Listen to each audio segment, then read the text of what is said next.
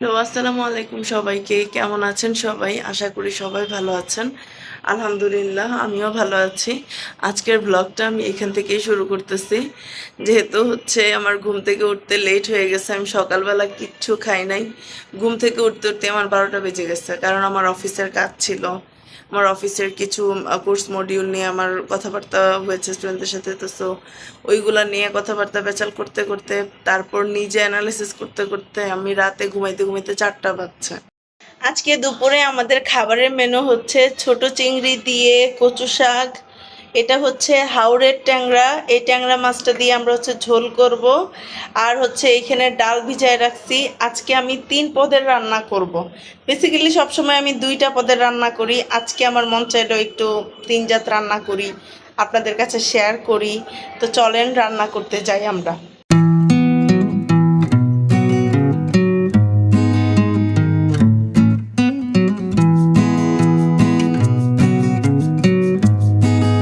এই কচু শাকটা ফ্রিজে ছিল।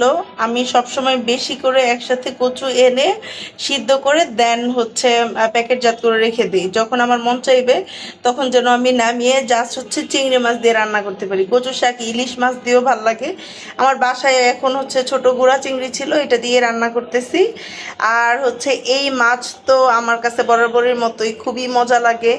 আর ট্যাংরা মাছকে অবশ্যই আপনারা ঝোল করে রান্না করবেন, অনেক টেস্ট হবে খেতে। এই মাছটা যখন কাটতেছিলাম আমার না বারবার আমার দাদুর কথা মনে আসতেছিল। তো এই ট্যাংরা মাছ কাটা কিন্তু আসলে আমি আমার দাদুর কাছ থেকে শিখছি, আম্মার কাছ থেকে শিখছি। তো আগে যখন সবাই মাছ কাটাকাটি করতো আমিও যাই বসতাম যে কিভাবে মাছটা কাটে। মেয়েদের না আসলে সব ধরনের কাজই শিখে রাখা উচিত। কারণ কার কপালে কি থাকে বলা তো যায় না। এই আমরা যখন ছোট ছিলাম আমাদেরকে মা, দাদি, চাচি ওরা সবাই বলতো মেয়েদের সব ধরনের কাজ শিখে রাখা লাগে। কার কপাল কখন কোথায় থাকে কেউ বলা যায় না।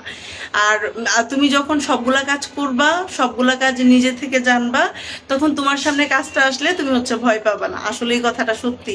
কারণ আমার সামনে কখনো কোনো কাজ আসলে আমি যখন যেটা পারি আমার কাছে একদমই কঠিন লাগে না। ঠিক আছে, আমি তো এটা পারি। আর আমার ক্ষেত্রে যেটা হয়েছে, আমার বাসায় যদি কোনো ছোট মাছ আনে আমার হাজবেন্ড একদম নির্দ্বিধায় আনতে পারে। ঠিক আছে, আনছো, আমি প্যাকেট প্যাকেট করে রেখে দিই। যেদিন যতটুকু রান্না করব ওই দিন অতটুকু বের করে জাস্ট কেটে রান্না বান্না করে ফেলি। আমি এই কাজটাকে ওইরকম কঠিন ভাবে দেখি না। আপনি যখন কাজটাকে কঠিন ভাবে দেখবেন দেখবেন আপনার কাজই করতে মন চাইবে না। এখনকার মেয়েরা তো বলে এইটা পারি না, ওইটা পারি না। এটা কাজ পারি না, এটা কোনো আর্ট না। আপনাকে সব কাজই শিখতে হবে। আর মেয়ে মানুষের তো অবশ্যই সব কাজ শিখতে হবে।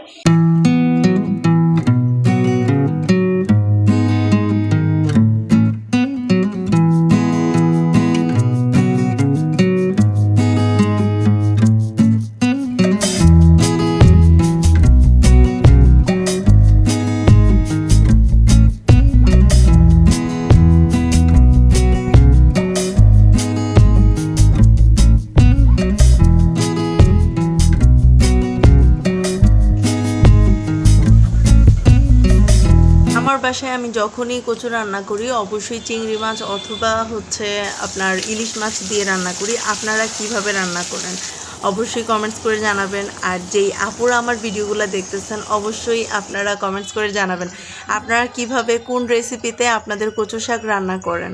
এই রান্না করাটা কিন্তু একদম ইজি, অ্যাজ লাইক মাংস তরকারির মতো। আদা, রসুন, পেঁয়াজ, মরিচ যা যা আছে, তেজপাতা, একদম সব কিছু এভরিথিং দিয়ে মশলা ঠিকভাবে কষিয়ে কচু ছেড়ে দিবেন। তারপর কিছুক্ষণ পর উঠিয়ে নেবেন, শেষ, রান্না কমপ্লিট। কিন্তু না, বিহাইন্ড দ্য সিন এগুলো যখন কাজ করবেন সবগুলা রেডি করতে করতেই যত কষ্ট হয়। আমার তো সব কাটাকাটি হইলে আমার জামাইয়ের সামনে যাই আমি বলি, জানো আমি মাত্র ম্যাজিকের মতো 1 ঘন্টাতে রান্না শেষ করে ফেলবো। তারপর যখন সে রান্নাঘরে আসে বলে যে ও তুমি তো আগে থেকে সব রেডি করে রাখছো, এই কারণেই তো এগুলা বলতেছো। চিংড়ি মাছ দিয়ে ভরপুর একটা কচু শাক খেতে তো একদম সেই হবে।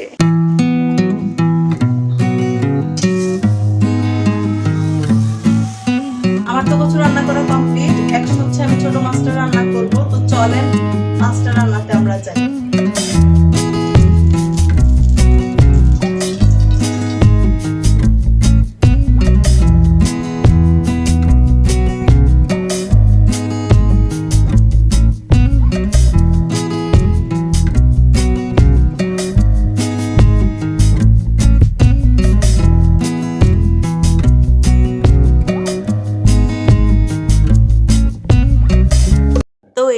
আমার দুপুরের রান্না করা কিন্তু একদম কমপ্লিট। আমার ট্যাংরা মাছের ঝোল রান্না শেষ, ডাল রান্না করা শেষ, কচু শাক রান্না করা শেষ। আজকের ভিডিওগুলো আপনাদের কাছে কেমন লাগতেছে অবশ্যই কমেন্ট সেকশনে গিয়ে বলবেন। আর নেগেটিভ কমেন্টস যারা করবেন অবশ্যই আমার ভিডিওটা ভালো না লাগলে স্কিপ করে যাবেন। যাই হোক, শুধু কিন্তু আমার ব্লগগুলো দেখলে চলবে না, আপনারা যারা আমার নন ফলোয়ার্স আছেন আমি কিন্তু সবাইকে দেখতেছি। সো আপনারা সবাই আমার পেজটাকে ফলো দিয়ে পাশে থাকবেন। আপনারা যারা আমার নন ফলোয়ার আছেন আপনাদের সবাইকে আমি ওয়ার্মলি ওয়েলকাম জানাচ্ছি। আপনারা যারা দেখতেছেন আমার কাছে কিন্তু খুবই ইন্টারেস্টিং লাগতেছে, তার মানে আমার ভিডিওটা ভিউ হচ্ছে। দুপুরবেলা আমি আমার হাজব্যান্ড জম্পেশ একটা খাওয়া দাওয়া দিয়েছি, আলহামদুলিল্লাহ খাবারগুলো কিন্তু খেতে খুবই টেস্ট হয়েছে।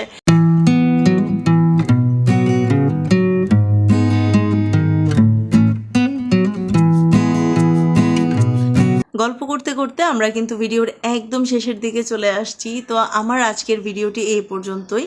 সন্ধ্যার দিকে আমরা একটু তালের বড়া বানিয়েছিলাম, আপনারা তো প্রিভিয়াস ভিডিওতে দেখেছেন আমরা তাল নিয়ে সুন্দরভাবে তালের রসটাকে আমরা বের করেছি। তো আজকের ভিডিওটা এই পর্যন্তই। সবাই ভালো থাকবেন, সুস্থ থাকবেন, stay happy, stay connected. See you in the next blog. আল্লাহ হাফেজ।